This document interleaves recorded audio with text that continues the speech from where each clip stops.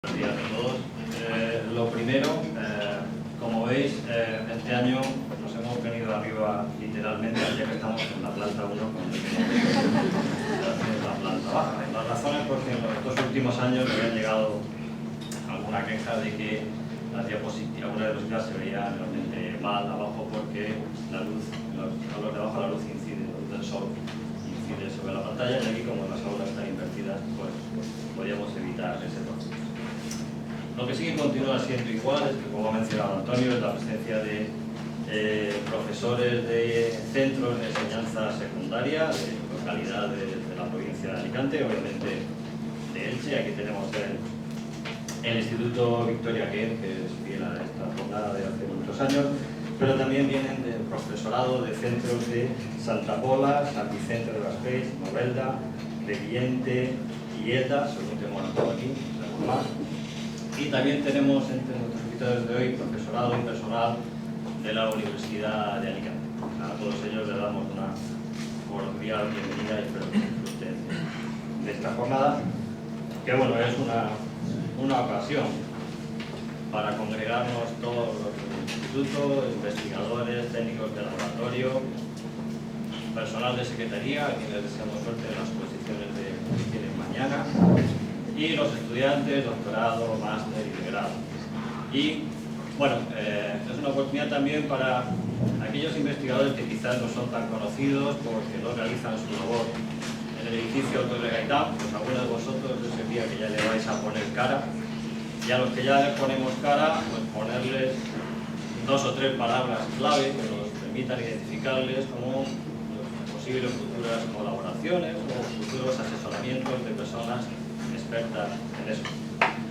Y ya, al preámbulo, vamos a comenzar ya con nuestro primer ponente de hoy, que es Ángel Nadal, es cabeza de esta gran unidad de grupos de investigación que llamamos Unidad de Diabetes, y además es subdirector de nuestro instituto. Tiene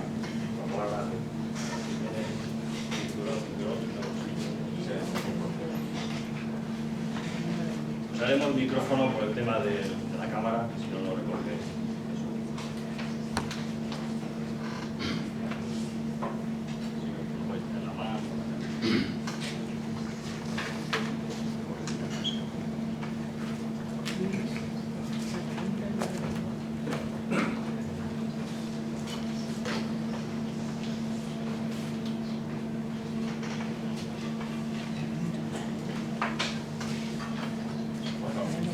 Buenos días a todos y muchas gracias a Luis por la organización de esta jornada y también por haberme invitado a compartir lo que hacemos en mi laboratorio en materia de disruptores endocrinos y diabetes. Entonces, en la unidad de diabetes somos 3 grupos que trabajamos en diferentes tipos de diabetes, lo que es diabetes gestacional, diabetes tipo 1 y diabetes tipo 2, que es, digamos, mi laboratorio fundamentalmente. Entonces, ¿cuál es la misión del laboratorio? Pues realmente nuestra misión es comprender cómo el ambiente repercute en la etiología de la diabetes.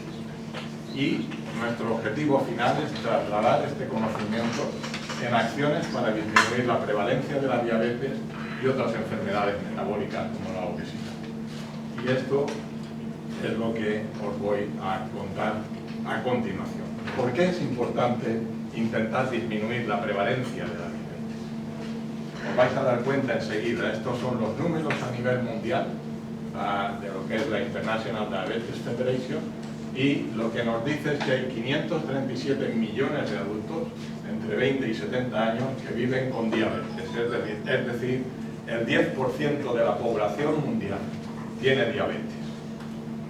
Lo que es más grave es que 4 de cada 5 diabéticos viven en países con ingresos medios y bajos. Es decir, el estatus económico en cualquier país, incluido el nuestro, es importante para la etiología de la diabetes por varias razones. Y lo que es más, la diabetes mata. Una persona muere de diabetes cada 5 segundos. Y además de todo este sufrimiento, lo que hace la diabetes es costarnos muchísimo dinero. se gastan 835.000 millones de euros en gasto sanitario al año a nivel mundial y ha aumentado en los últimos 15 años el 316%. O sea que el gasto económico es enorme.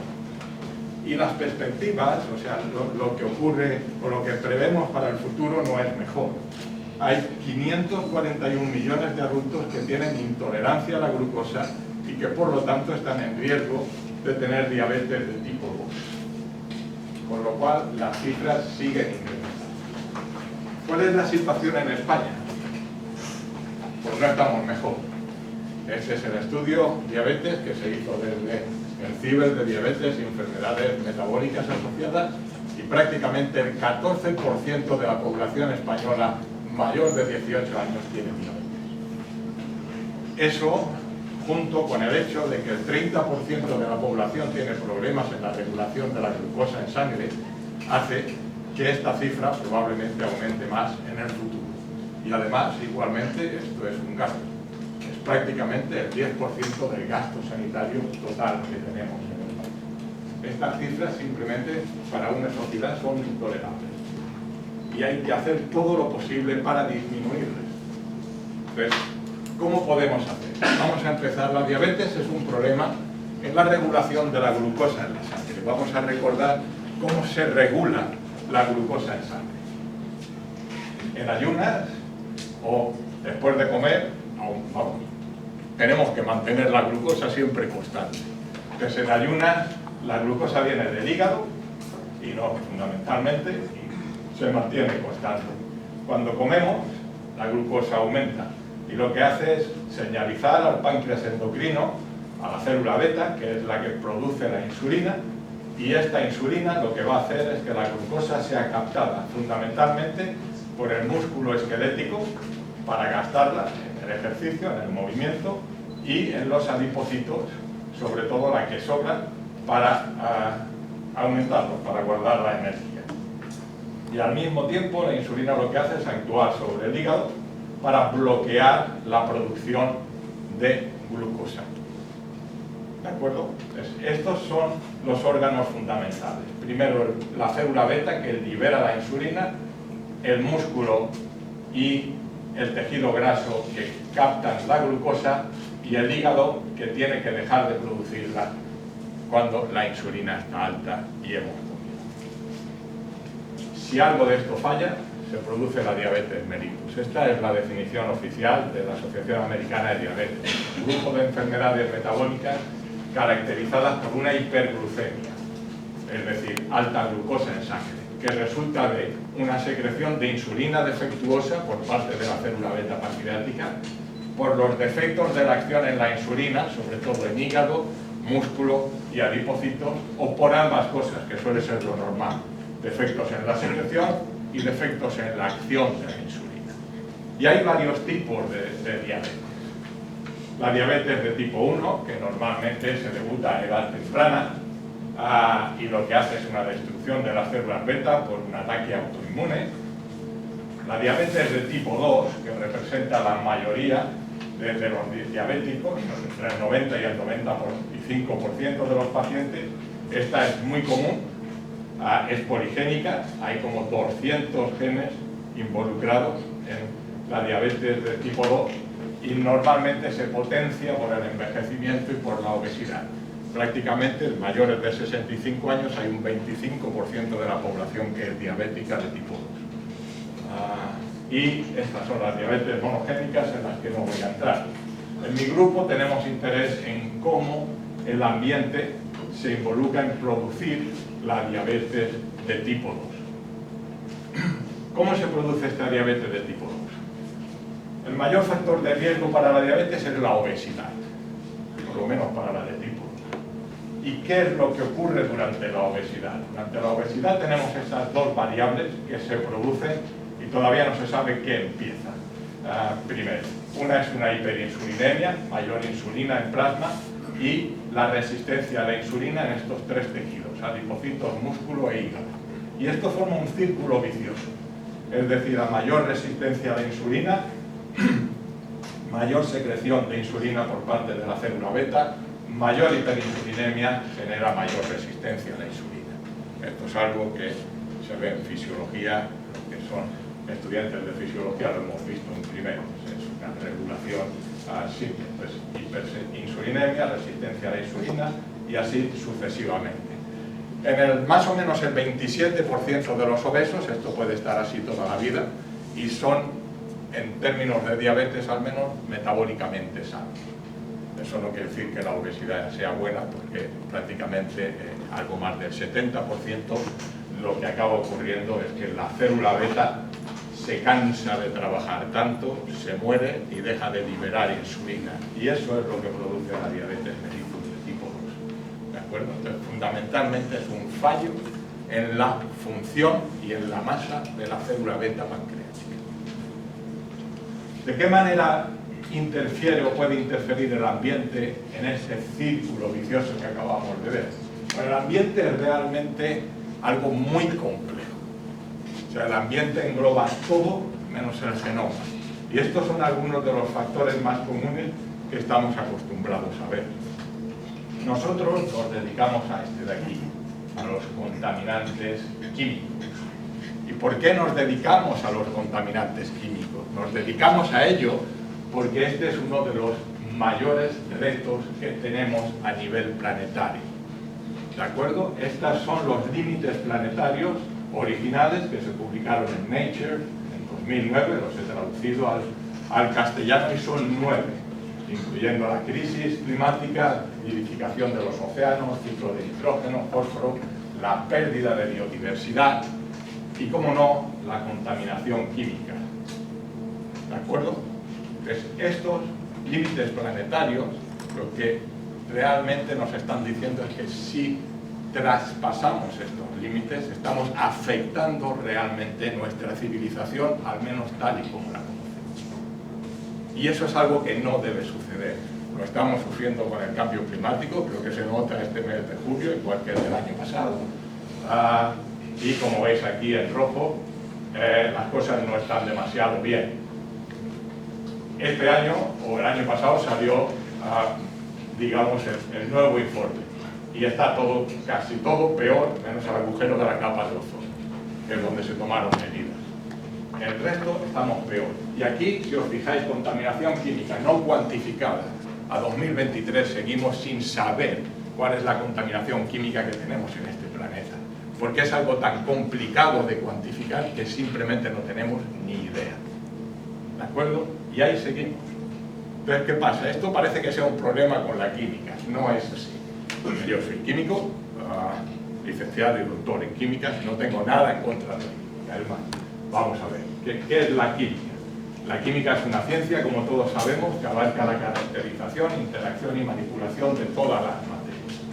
Y sin ninguna duda, la expectativa de vida nos ha aumentado, sobre todo durante este último siglo pasado. Es decir, a partir de 1900 podemos ver cómo la expectativa de vida aumenta y está llegando a los 80 años, más o menos, en los países desarrollados. Y ahí nos quedamos, y normalmente con problemas al final de la vida. Entonces, lo que buscamos es intentar llegar a los 120 y, a ser posible, sin muchos problemas. Entonces, está claro que la química, primero, ha contribuido a que estemos aquí, porque ha habido una revolución médica, fármacos, antibióticos, una expansión del suministro mundial de alimentos gracias a los productos químicos agrícolas, pesticidas, herbicidas, fungicidas, aditivos alimentarios, etc.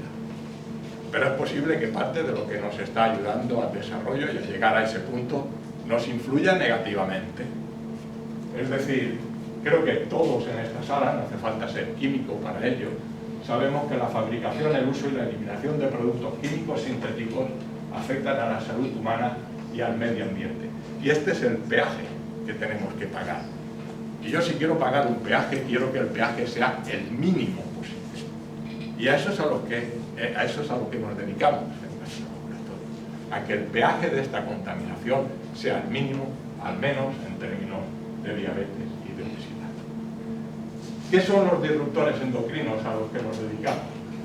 Fíjense, hay más de 100.000 productos químicos en el mercado. La mayoría de ellos no se han testado para nada. 60.000 se hicieron antes de que existiera la Environmental Protection Agency o la EFSA, con lo cual nunca se han testado. Después sabemos de los nuevos que un porcentaje son tóxicos y sabemos que hay un porcentaje de ellos que se comportan como disruptores endocrinos. ¿Qué es un disruptor endocrino? Es un compuesto químico normalmente exógeno, aunque no tiene por qué serlo, o sea, exógeno sí, pero puede ser natural o fabricado por el hombre.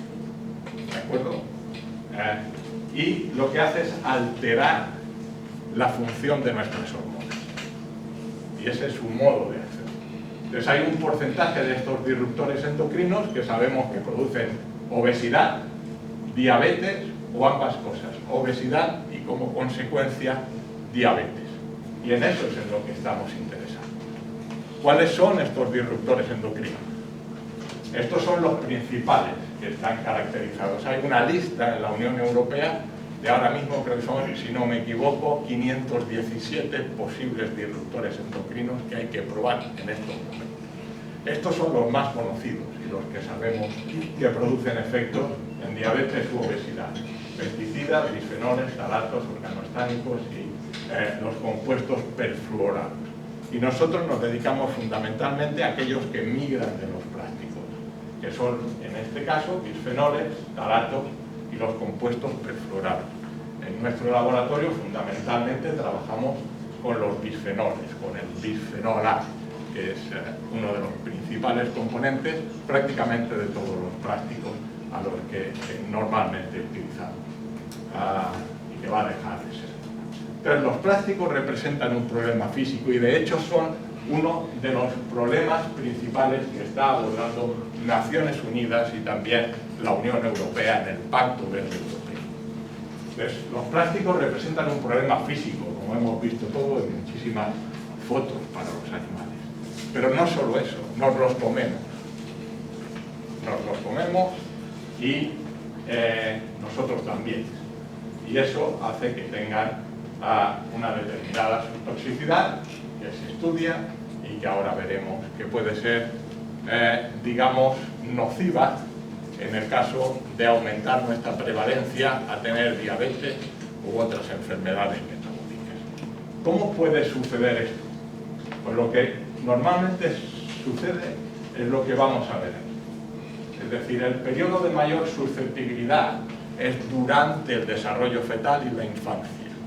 Eso está bien claro a nivel epidemiológico y también en estudios animales, por lo menos para algunos disruptores endocrinos. Entonces, hay genes normales que cuando se exponen a los disruptores endocrinos, cuando pongo bajas dosis, es las dosis a las que estamos expuestos, que de hecho se sabe, lo que produce es una expresión de genes alterada, es decir, no hay mutaciones, no ocurre nada de eso, simplemente la expresión de genes aumenta más o menos de lo que debe y eso altera la morfología y la función celular y finalmente aumenta la prevalencia de la enfermedad, en nuestro caso la diabetes de tipo 2. Y simplemente os voy a poner un ejemplo que es bastante visual. En este experimento que hicimos hace unos años, se publicó en 2016 en Endocrinology, lo que hacíamos era tratar las hembras preñadas de ratones durante los días 9 y 16. Esta es una concentración de 10 microgramos por kilo por día, lo que nos dice la Unión Europea que podemos llegar a ingerir de bisfenol A. ¿De acuerdo? Y analizábamos qué pasaba en los hijos, en los islotes de Langerhans que contienen la célula beta al día 30. Entonces simplemente creo que se ve bastante bien aquí. Aquí tenemos los genes control y aquí el BPA10. Y todos estos son los que aumentan y todos estos son los que disminuyen. Es decir, hay un cambio enorme en la expresión génica. ¿De acuerdo? Entonces, nos centramos de hecho en ese caso en los que están relacionados con el ciclo celular, es decir, división, apoptosis, etcétera, que era la mayoría de los que tenemos aquí. Y lo que vimos es, fíjense, bastante interesante. Si hacemos este mismo tratamiento y medimos cuántas células beta hay en los ratones al destete, día 30 o cuando son recién nacidos, vimos lo siguiente. Al mes de vida, los ratones tienen como el doble de células beta, tienen más células beta de las que debían. Si vamos a cuando acaban de nacer, estos ratones ya nacen con más células beta. Eso les produce una hiperinsulinemia desde que son recién nacidos, que era uno de los problemas. Y después, con el tiempo, esto es a los 4 meses, la masa de célula beta disminuye. Y eso está asociado con un aumento de la glucosa a nivel basal.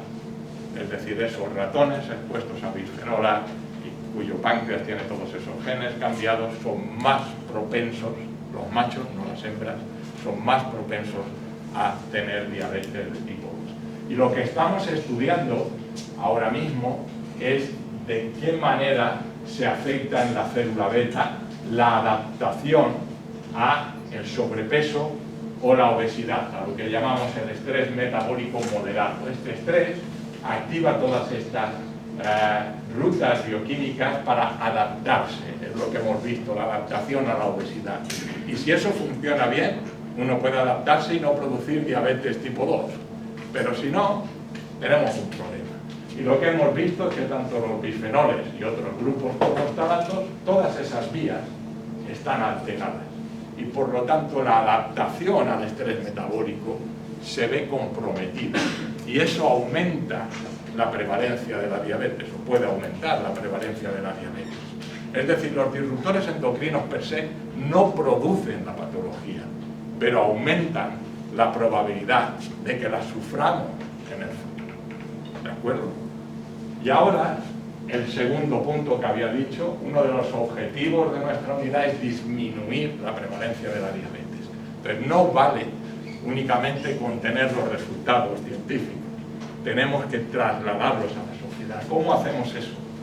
Pues en nuestro caso lo hacemos desde la Endocrine Society, que es la sociedad de endocrinología más importante del mundo, de 120 países, tiene miembros, más de 20.000, y tiene base en Estados Unidos, en Washington DC, y desde allí yo inicié, de hecho, y fui el primer director de lo que se llama el Grupo Consultivo sobre Disruptores Endocrinos. Y lo que hacemos es dar información cualificada con base científica, libre de perjuicios y de intereses creados, que es algo bastante importante en este campo. Entonces, junto con la Endocrine Society, lo que hacemos es influir en las normativas y, de hecho, en la estrategia química del Pacto Verde Europeo. Y lo hacemos al máximo nivel. Es decir, lo que hacemos son reuniones con los comisarios, en este caso era con Sinkevicius, que es el de Medio Ambiente, o directamente con la comisaria europea de Sanidad, de la Kyriakides, y hablamos con ellos, con otros eurodiputados españoles de todos los países de Europa, vamos allí, damos charlas, mostramos lo que hay, y eso ayuda, y de hecho participamos en la mesa redonda de alto nivel sobre la estrategia química para la sostenibilidad, que es esta reunión que hicimos en esta foto. Y esto, a veces, después de muchos años, da resultados. Normalmente se tarda mucho en regular, la ciencia va por delante de toda la regulación y de la política, como sabemos todos. Y finalmente, en abril, pues ya estuvimos de enhorabuena, y algo en lo que trabajábamos desde hace 20 años, pues se consiguió. Lo que hasta hace poco se decía que no tenía ningún efecto, ahora resulta que los alimentos constituyen un riesgo para la salud de todos los europeos. Y con esto ya agradecer a la gente que realmente hace el trabajo, son Juan Martín Espina, Esther Fuentes, nuestros postdocs, Rebeca María Medina Gali, Reinaldo dos Santos, y los estudiantes de doctorado, Ignacio Gavilón y Xus, y ella ha acabado, está haciendo su postdoc, y Roberto Semperez Navarro, e igualmente todos nuestros colaboradores dentro de la unidad, Paloma Alonso Magdalena, con quien he trabajado muchísimo en Bisfenol, con Laura Marroquí, que se incorporó hace 5 o 6 años también, muchísimo, Iván y Cristina prácticamente desde uno casi empezó. Y nada, muchísimas gracias por la atención.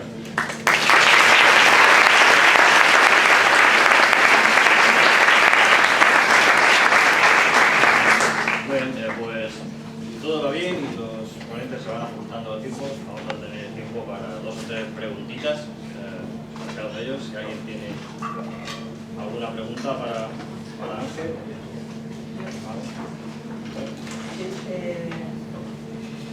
Creo que has dicho que los experimentos que habéis hecho con los ratones, con las ratas, premiadas no en la descendencia. Mira, a ver, la estrogénica, la alteración estrogénica era en los machos y no en las hembras. Sí, ¿Habéis investigado el mecanismo de este tipo de eso? de la diferencia a nivel sexual, no. Sinceramente, nosotros desde el principio, trabajando con adultos, vimos que el fenotipo se producía más en machos que en hembras, y aquí ya fuimos directamente a los machos. El grupo de Rebecca Seymour hizo los 2, machos y hembras. En principio, por los resultados que obtuvieron en hembras, parece que la mayoría de genes que cambian en célula beta, que en su caso son muy parecidos a los nuestros, no cambian. Entonces, el mecanismo que hemos visto en los machos al menos, lo que hace el bisfenol A es actuar a través del receptor de estrógeno beta para producir al menos parte de los efectos, lo que tiene que ver con el crecimiento, con la división de la célula beta pancreática y la apoptosis. Entonces, es posible que los diferentes niveles o incluso de receptores de estrógeno cambien en machos y hembras, no, seguro que cambian, o los propios niveles de estrógeno sean diferentes y eso influye. Pero hoy por hoy no se sabe el mecanismo. Muchas gracias por tu charla. Tenía la curiosidad de si habéis podido evaluar algún mediador epigenético que se modificaba por el bisfenol A en vuestros trabajos. Lo intentamos. Y al final, bueno, había sí una histona, la H3M27 creo que es, o no sé, no es el transmisina,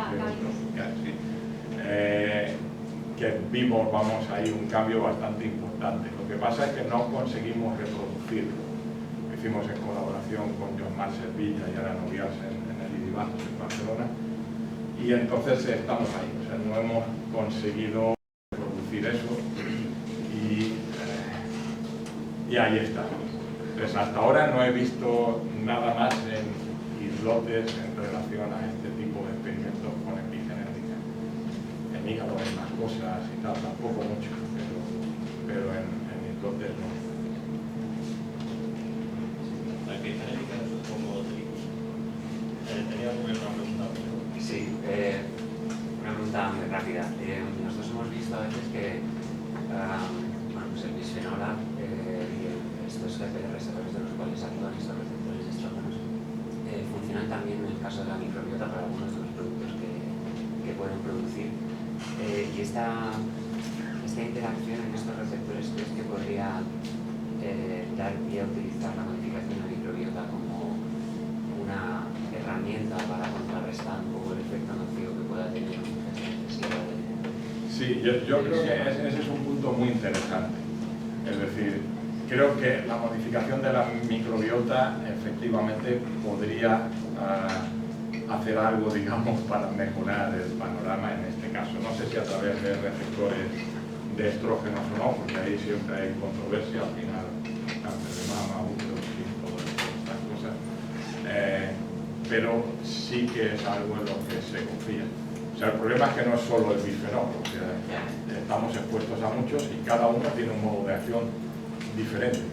Entonces igual solucionas una cosa y empeoras otra. O sea, hay que llevar cuidado, pero es algo interesante que habría que estudiar. Una pregunta rápida de Ricardo. Yo me voy a su parte última. ¿Cómo se puede afectar, cómo puede llegar a afectar el hecho de que hayáis puesto el bisfenol A en su picadero? ¿Cómo puede afectar eso en la producción de los plásticos? Realmente luego son necesarios para muchos utensilios, componentes, para hacer una vida mejor. Me imagino que eso es un problema que lo habréis tratado.